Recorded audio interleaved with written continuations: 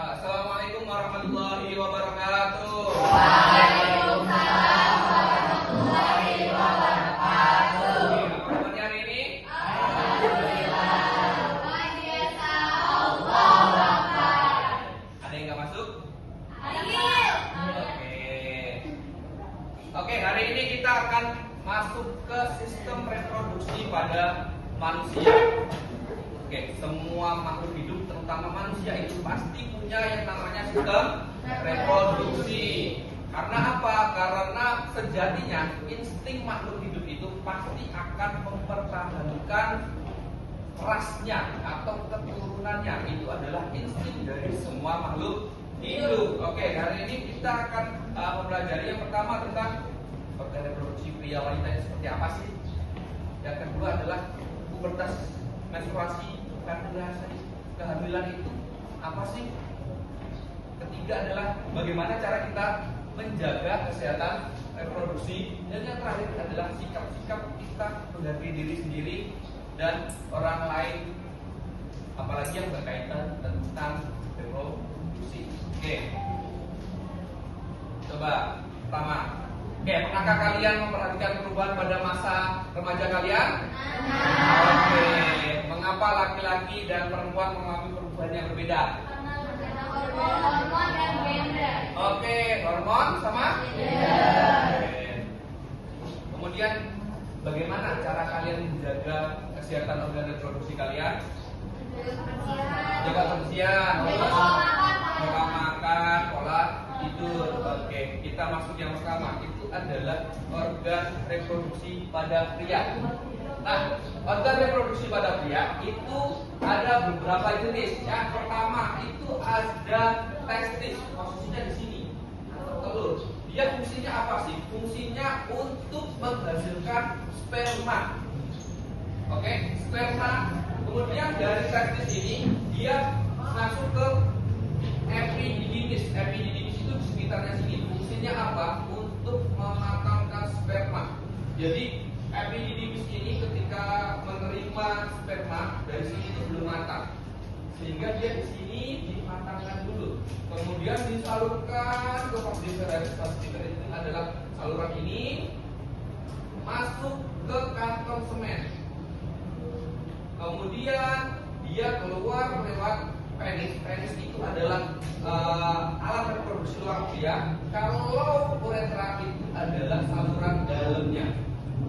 Oke, itu adalah sistem reproduksi pada pria. Begitu juga pada wanita akan sedikit berbeda karena memang pria dan wanita itu berbeda dalam sistem reproduksinya. Kalau wanita itu dia punya dua ovarium juga. Kalau laki-laki tadi juga dua testisnya. Ovarium ada dua, di kanan sama di kiri. Tepatnya adalah di bagian sini. Ovarium.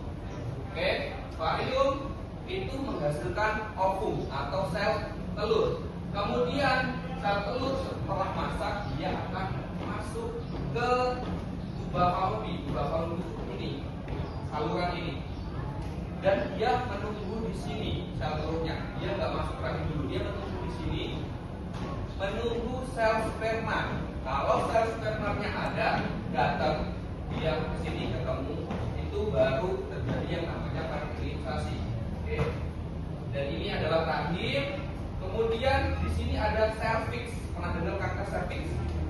Oke. Kanker cervix itu hanya dialami oleh perempuan karena yang punya cervix adalah perempuan. Cervix itu apa sih? Cervix itu adalah mulut rahim di sini. Kemudian ada vagina. Vagina itu adalah lubang senggama yang ada pada perempuan.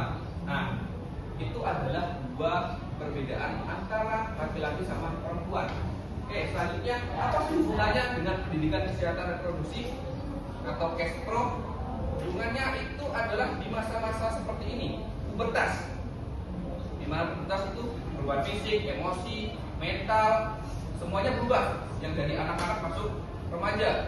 Kemudian ada menstruasi. Menstruasi itu terjadi apabila sel telur tidak dibuahi, maka setiap bulan akan luruh dinding rahimnya untuk digantikan dengan dinding yang baru. Dan yang terakhir ada ada istilah fertilisasi dan kehamilan. Itu adalah ketika terjadi pertemuan sel sperma sama sel telur. Bertemunya di sini, ovidus di tuba kolom ini. Setelah bertemu, dia menjadi zigot, kemudian dia bergerak menuju rahim, menempel di rahim, berkembang menjadi janin. Nah, oke, lanjut.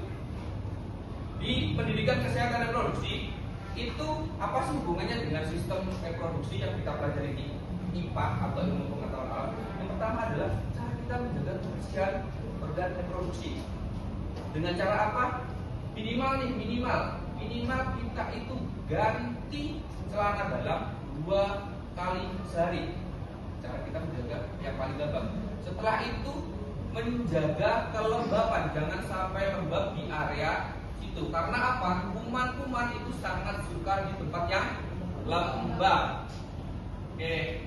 Kemudian yang selanjutnya menghormati batasan tubuh, terutama laki-laki sama perempuan. Laki-laki sama laki-laki, perempuan sama perempuan, atau laki-laki sama perempuan. Kalian harus menjaga batasan tubuh, mana yang boleh disentuh, mana yang nggak boleh. Oke, terutama laki-laki ke perempuan. Begitu juga sebaliknya. Kalian harus tahu mana sih bagian tubuh kalian yang nggak boleh disentuh oleh orang lain, terutama lawan jenis. Oke, kalau perempuan itu bagian sini ke bawah, jangan sampai disentuh oleh orang lain. Laki-laki bagian sini ke bawah, bagian perut sampai ke lutut itu jangan sampai disentuh oleh orang lain, apalagi lawan jenis. Itu adalah batasan diri kalian. Itu harus kalian pegang, harus kalian punyai. Nah, kemudian kalian juga harus pandai-pandai. Ini kan kita zamannya era digital. Kalian harus menghindari informasi kesehatan yang tidak benar. Banyak itu di TikTok. Orang-orang yang share-share kesehatan, padahal sumbernya tidak jelas. Dia bukan praktisi kesehatan, dia tidak pernah menempuh pendidikan kesehatan apapun, tapi dia bikin tautan yang seolah-olah dia sangat paham tentang kesehatan. Itu adalah warning yang sangat perlu kalian perhatikan. Oke. Nah, yang selanjutnya adalah berbicara pada orang tua, guru atau tenaga kesehatan jika membutuhkan bagian. Nah, amati dulu kalian. Jika dirasa ada yang aneh di usia kalian, kok tubuh saya seperti ini, kok bajunya saya udah tumbuh, kok belum, apa ada yang salah, apa itu dari gen, itu bisa kalian konsultasikan ke orang tua atau ke tenaga kesehatan yang lebih paham. Oke. Selanjutnya, nah coba kalian diskusikan dengan teman sebangku, teman sebelah, teman belakangnya. Ini ada kasus seorang remaja malu bertanya tentang pubertas dan percaya mitos dari media sosial. Coba diskusikan masalahnya itu gimana sih? Kenapa bisa masuk?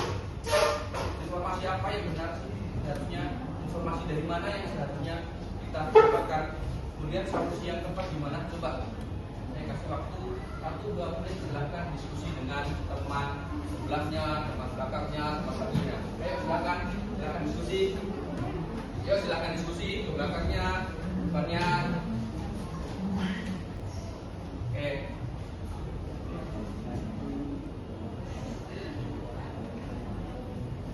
Oke. Kata cukup, coba satu saja arah. Solusi yang seharusnya remaja ini harusnya gimana sih dia?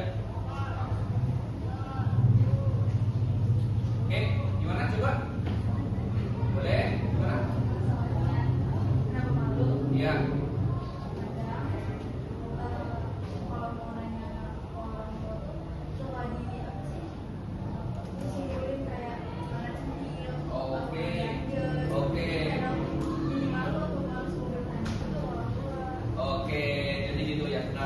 Memang sebagian besar seperti itu. Banyak orang tua kita itu belum melek dengan pendidikan kesehatan reproduksi. Makanya sekarang banyak di puskesmas itu dibuka layanan konsultasi gratis untuk remaja tentang konsultasi pendidikan kesehatan reproduksi. Jadi kalian bisa tanya ke bapak ibu guru, kemudian bisa diantarkan ke puskesmas terdekat. Oke, mungkin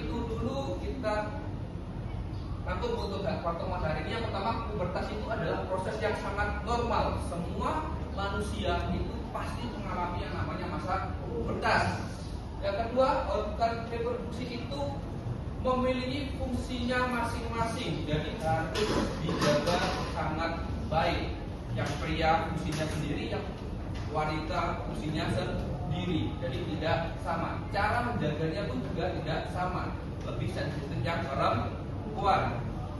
Oke, yang ketiga, menjaga kesehatan reproduksi itu adalah tanggung jawab setiap remaja. Ada yang ditanyakan? Tidak, Pak. Oke, cukup? Oke, sekarang kalian boleh tuliskan di buku masing-masing hal-hal apa yang kalian dapat hari ini. Oke? Kalau begitu sekian dari Bapak. Kurang lebihnya mohon maaf. Assalamualaikum warahmatullahi wabarakatuh.